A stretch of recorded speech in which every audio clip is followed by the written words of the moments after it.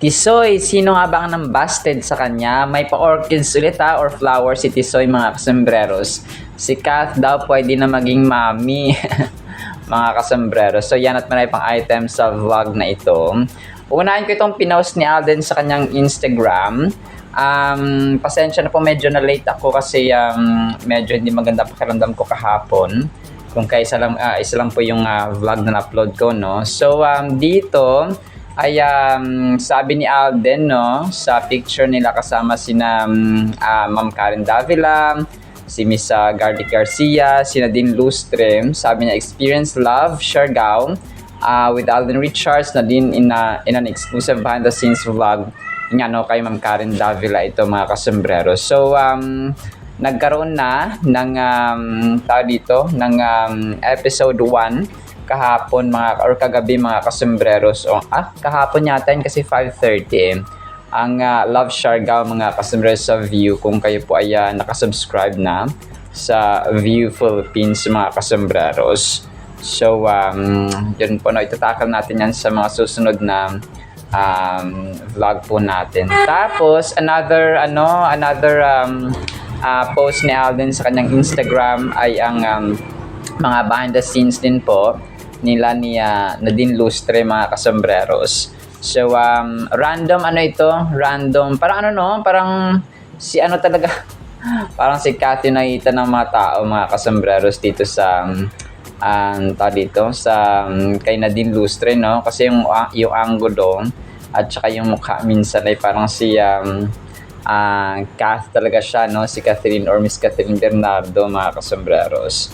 So pero no, ito po ay random na mga kuha, no, videos mga kasombreros doon sa Love Siargao nga nila. So first time, no, sa View Philippines mga kasombreros itong original series na ginawa nila, no, kasama sina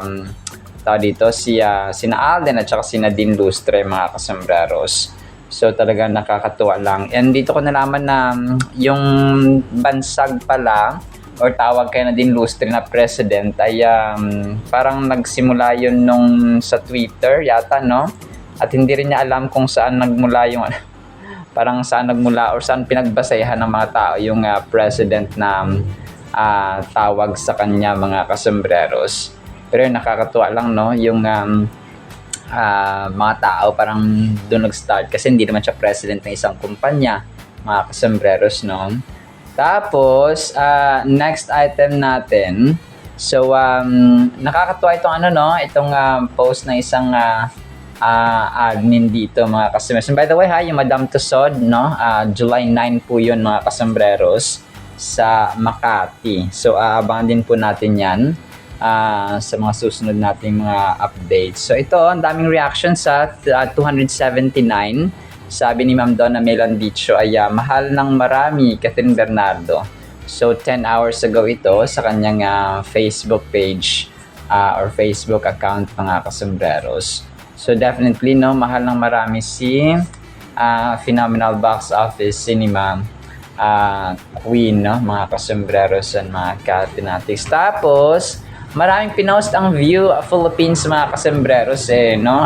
Kahapon medyo na late ko ito na feature 4 hours ago. It's finally here. Alden Richards and Nadine Lustre join Karen Davila for a candid conversation about love, Siargao, their characters and more. So tapos random photos nga ni Alden, Nadine at saka Ma'am Karen Davila. Tapos yung picture ng Alden kasama si Ma'am Karen Davila and a feature nila, of course, no, ng Alden Trendsetter 7 hours ago. So parang pa-teaser nila, no, mga kasombreros kahapon ito. One More Sleep mga kasombreros. Tapos yun, isa sa mga major items natin, si Kath, no, pwede na daw maging mami. Kasi may shinare dito mga kasombreros, ito po ay anak ni Sisi, no, mga kasombreros. Hindi ko na alam kung sino si Sisi. Pero ito sobrang ganda ng baby mga kasombreros, buhat-buhat ni Phenomenal Box Office Cinema Queen. So ganoon naman talaga, no, yung mga tao pag nakahawak ka ng baby, sabi na, ay bagay na, pwede na. So sobrang cute dito niya, no, ni baby, and of course ni Kath, mga kasembreros, no? So, hindi ko lang alam kung sino si Sisi. Parang may ano siya, no? Parang may dugong foreigner, itong baby, mga kasembreros. So, tuwang-tuwa si Kath, mga kasembreros, dito sa baby. Nakuha ko yung pangalang Sisi doon kay Ray Pumaloy, no, mga kasembreros. Pero hindi ko lang alam kung kaninong or kung kaibigan ba ito ni Kath, or kasi wala akong kilalang Sisi sa mga artista, mga kasembreros. So siguro malapit na friend, or isa sa mga malapit na friends, mga kasembreros, ni Kath, itong si Sisi, na kung saan ay hindi rin ito yung magkaiba nito sa yung sa pinost niya, no, mga kasembreros, na tawag dito na ninang siya na mga so malamang ito rin ay ninang din siya dito, mga kasembreros. So pero yun, no, talagang ang cute lang ni tawag dito ni baby, mga kasembreros, at ni Phenomenal Box Office Cinema Queen. Tapos ang cute nito, mga kasembreros. Mamaya papakinggan natin tong pinost ito ng View Philippines at saka ni Alden sa kanyang sa kanyang Instagram. Sabi niya yung parang yung sa comedy ng sabi niya, Lord, kung di mo alam kung sino para sa akin, sabi niya, may kakilala ako, sabi ganoon. Tapos video ni Alden niya, mga kasembreros, na nagpapakyut, no, sa sa camera, mga kasembreros. So talagang igop-igop, no, na Phenomenal Bachelor Alden Richards, mga kasembreros. So talagang igop-igop, no, at saka ang pogi ni Phenomenal Box Office Cinema King, na kung sino ang daming nahuhumaling, mga kasembreros, at gustong pumila, no, sa puso ni Phenomenal Box Office Cinema King. So sana alam natin ang mananalo, no, mga kasembreros. Tapos yon, someday, mga kasembreros, yung teaser nun sa next vlog ko i-feature. Pero merong pinost dito ang News Balita TV 6 hours ago. Catherine Bernardo and James Reid are teaming up recently from someday taping. So ito yung mga random photos, no, na i-vlog natin nakaraan. 65 reactions, mga kasembreros. So alam ko si Mama Min, may pinost din siya, about sa someday, mga kasembreros. So yun po, no, talagang aabangan din natin to. Tapos ito si Kath daw magiging part ng teleserye ni Daniel Padilla. Sabi niya dito, parang gumawa siya ng poster sa Facebook, mga kasembreros. Sabi niya dito, Incognito 2, The Final Mission, Catherine Bernardo magiging bahagi ng Season 2 sa Incognito. So this is definitely impossible, no? Sabi dito ng admin 1 hour ago, galing nang umedit galing nang umedit ito. Sabi niya, what if nga? So ito pa imposible, no, kasi si Kath nga ay busy sa nagulat niya ako dito, sabi ko, official ba ito? Sabi ko ganoon, mga kasembreros. So never mangyari ito kasi nga ayaw na ni Kath, and of course, no, may sarili siyang teleserye which is Someday. So imposible pong mangyari ito, mga kasembreros. So inedit lang po ito, no, ng isang Kathniel fan siguro. Posted naman ito ni Shinke, na mga kasembreros. So fan siguro ito ni Daniel Padilla, no, ang nag-post, kung kaya sabi niya ay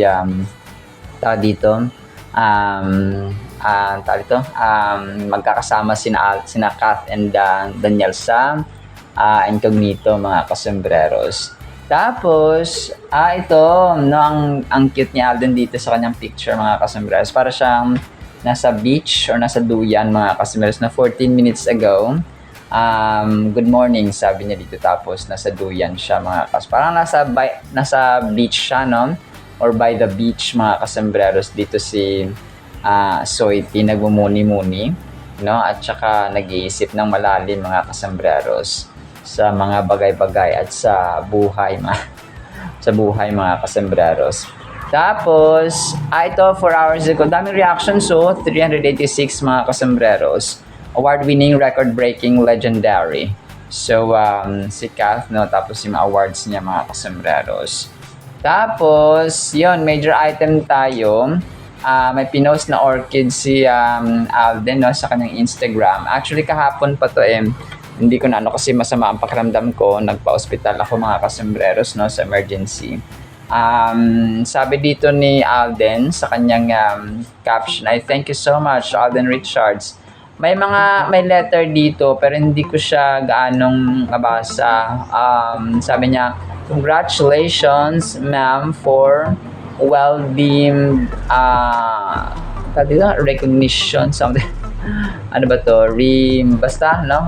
Hindi ko rin alam kung sino yung yung pinadalhan kasi yung sa ilalim niya ay Alden Richards. So, sa palagay ko ay malapit sa sa buhay ni Alden mga kasambreros itong kanyang pinadalhan ng orchids, no? Pwedeng katrabaho or malapit sa kanya, no? Baka si Sir Pat Kauna pwede rin, no? Pero hindi yung mga terms kasi malaman ko kung kay Sir Pat Kauna niya ito ibibigay mga kasambreros. So, pero yun po talagang very thoughtful, no? Ni Phenomenal Box Office Cinema King na parati siya nagpapadala ng orchids sa mga espesyal na tao sa kanyang buhay mga kasambreros. So, parang kasi si Mama Rio talagang doon nagsimula, no? Yung gantong ugali niya na very significant kay Mama Rio mga kasambreros ang orchids or bulaklak na orchids mga kasambreros. So yun po. Tapos yun, isa mga major items natin, sino ang busted, no? Kay Alden. Kasi hindi ko nabigyan ng emphasis kahapon yung parang nagkaroon pa ng chance si Alden na parang manliga or something. Tapos tinry niya pero hindi nag-work, no, mga kasambreros. Iniisip ko dito si Maine Mendoza, iniisip ko rin si Kath na mga kasambreros, either of the two. Kasi wala nagawang nababalita no, na parang yun yan, no, na pinormahan ni Alden. Tapos ay hindi nag-work or hindi siya, kasi kung iniisip ko rin, kasi kung may alitan sila ni Kath, di ba nung tinanong siya na sa interview na kung gusto niya pa maka-work si Kath, ay willing naman siya. Na parang walang sinanakit, walang sama ng loob. So, ibig sabihin, hindi si Kath itong tinutukoy niya dito na yung sa interview nga niya kay Ma'am Karen Davila na nagkaroon siya ng parang panligaw, no, mga kasambreros. So, and then he tried but hindi nag-work, sadly, mga kasambreros. Pero yun, iniisip ko dito si Kath, pero hindi kasi kung si Kath, dapat may hinanakit, parang may hinanakit siya, no? Kasi nung tinanong siya nung nakaraan, or nung mga nakaraan pa, ay willing naman daw siya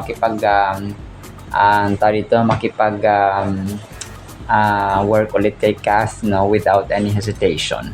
So, may kilig pa nga yung kanyang pagkasabi doon mga kasambreros. So yun po, no, parang palaisipan na sa akin kasi nung pinost ng mga admins nung cut na kasi masama ang pakiramdam ko kahapon, hindi ko nabigyan ng emphasis, no, mga kasambreros. Doon ko na parang nabigyan din ng stress na hindi ko na bigyan ng amplification mga kasambreros.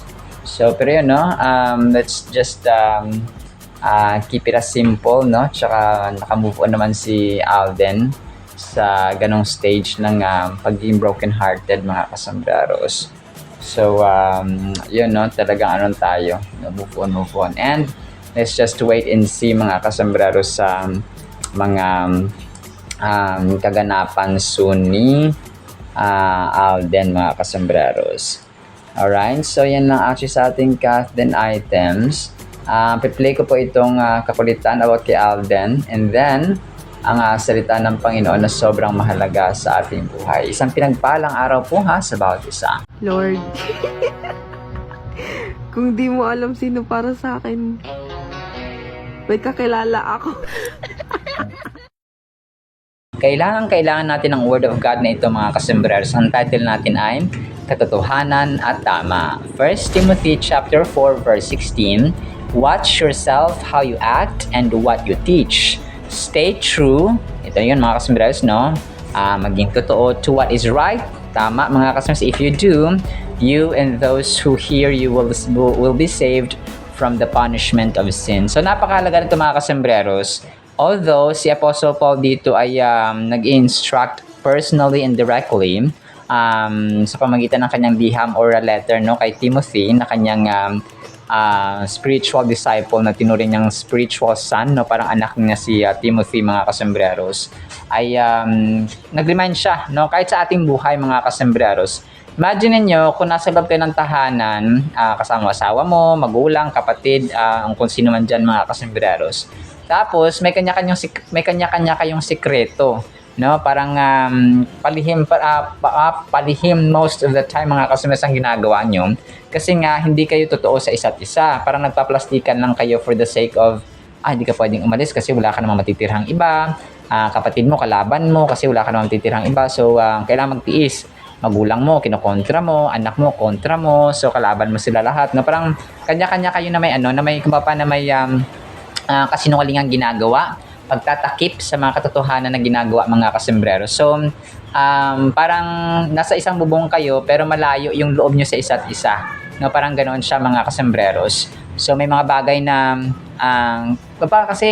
kapag open ka kasi sa buong pamilya mga kasembreros, let's say sa nanay mo, magulang, asawa, anak, and so on, very very peaceful at very basta no yung kasabihan nga sa Tagalog na ang nagsasama ng matapat ay nagsasama ng maluwat.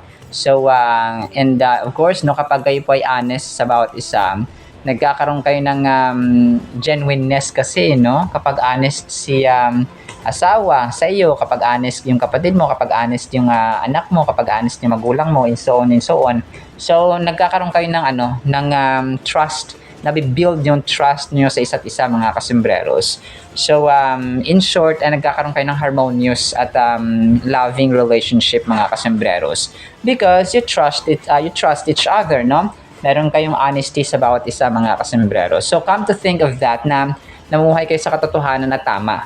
Okay, ganun din po sa ating pamilya, sa ating community, sa ating gobyerno, no, lalong-lalo po mga kasembreros. Transparency, transparent kayo sa bawat isa. If you're honest to one another, you are transparent. No, kung anong nararamdaman mo, kung ano yung plano mo, kung ano yung gusto mo, kung ano yung hindi mo gusto. So, sasabi mo sa asawa mo, sa anak, magulang, kapatid, or so on. So, nagkakaroon kayo ng kung nagkakaroon ng adjustment na hindi pala gusto ni nanay ko ng gantong gulay or bawal pa sa kanya to. So, parang ganoon ba, no? So, hindi mo siya isasama, no?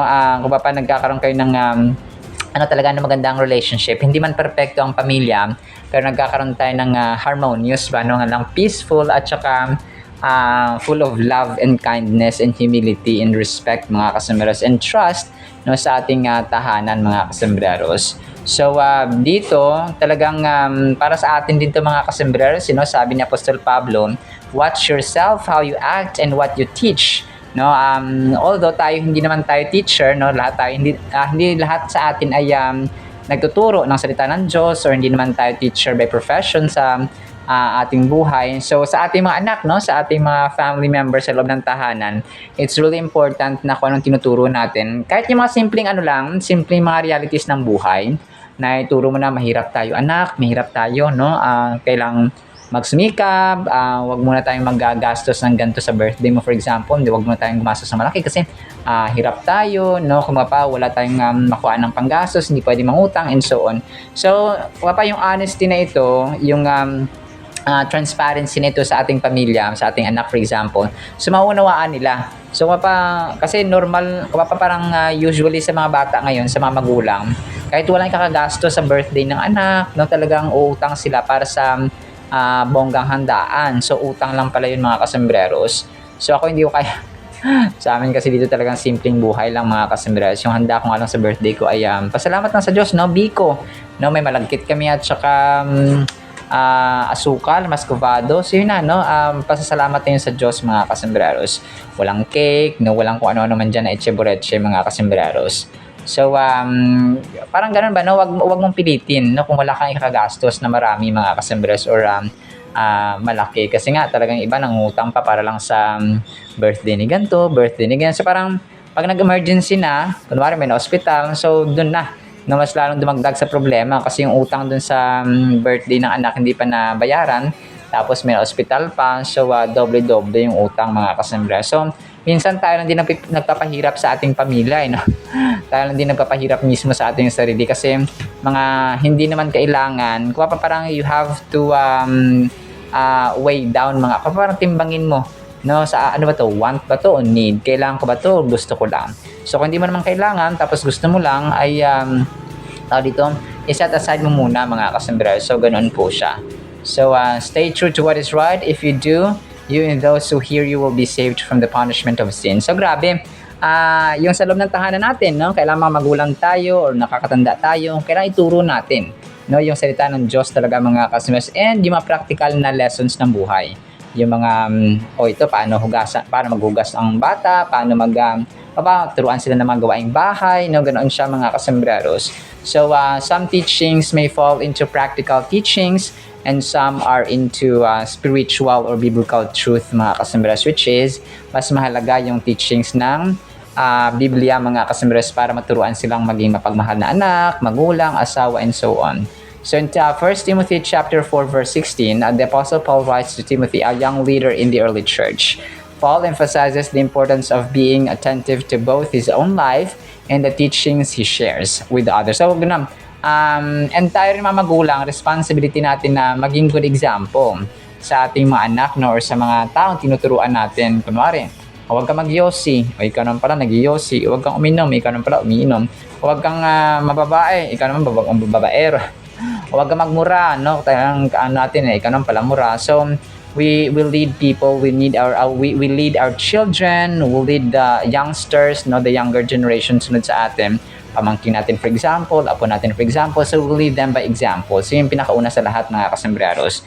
Kasi minsan yung mga batang ayaw makinig sa iyo by words, pero nakikita ka nila sa iyong actions. So ganoon siya mga kasembreros. So it's really important na naging role model tayo, hindi lamang sa salita, kundi lalong-lalo na po sa gawa mga kasembreros. Well, kailangan natin silang pagsabihan, no, sa words mga kasembreros, pero mas mahalaga talaga na nakita din nila sa ating action. So, action and words dapat yung ating example sa kanila mga kasembreros na nakita nila. The verse opens with a call to take heed, which simply means to pay close attention. In our busy lives, it's essential to pause and reflect on our spiritual health. So yun, spiritual health, ito yung pinaka nasa-set aside parati mga kasembreros, or most of the time, itong spiritual health natin. Kasi ano to inuuna natin parati yung ating physical health, yung ating pagkain na material food, no, physical food mga kasembreros. Pero yung ating spiritual food, yung ating spiritual health mga kasembreros, yung pagbabasa ng salita ng Diyos, yung panalangin, at saka yung paggawa ng kanyang kalooban, pagsisimba for example, ay nasa-set aside. Mas nauna pa yung gala minsan at saka pag-scroll sa social media over sa pagbabasa ng kanyang salita, matututo tayo sa kanyang salita, and so on mga kasembreros. So dapat mas nauna talaga, no, yung ating spiritual health mga kasembreros. Kasi kapag okay at close tayo sa Panginoon, yung spiritual relationship natin sa Panginoon ay malalim, no, at saka very close mga kasembreros, ay magkakaroon din tayo ng good and harmonious relationship sa ating asawa, anak, magulang, kapatid, and so on. We must understand that personal growth is crucial. Engaging in daily devotion and prayer allows us to focus on our relationship with God. Without attention to our inner life, we risk disconnecting from our purpose and calling. So yun siya, no? Pansin natin yung mga taong walang panalangin, walang time sa prayer, walang time sa pagbabasa ng salita ng Panginoon, walang time sa pagsisimba, walang time sa paggawa ng kanyang kalooban. So, napaka-shallow ng kanilang buhay mga kasembreros. Yung iba nilalamon ng inggit, yung iba nilalamon ng galit, yung iba nilalamon ng puot, yung iba nilalamon ng pride, Yung iba, nasisira sila sa sarili nilang actions, nasisira sila sa kanilang sariling mga gawa or mga salita, mga kasembreros. So, parang yung parang yung kalawang, wala namang nagsumisira sa sariling kalawang kundi yung kanyang, yung sa bakal, kundi yung sariling kalawang niya ang sumisira, mga kasembreros. So, minsan nagigisa tayo sa ating sariling mantika, no? Yung ating mga promises, yung ating mga salita. So, dapat ganoon siya, mga kasembreros. So, dapat dun tayo sa totoo at tama talaga, mga kasembreros. Kasi, yung ating mundo ngayon, marami ng mga fake information, marami ng mga false information, marami ng false teachers, mga kasembreros. So, kapag tayo nagpadala, kapag tayo po ay, nagpatangay doon sa maling turo, ay mapakawawa rin po tayo, mga kasembreros. Sa huli, lastly, the mention of salvation is significant.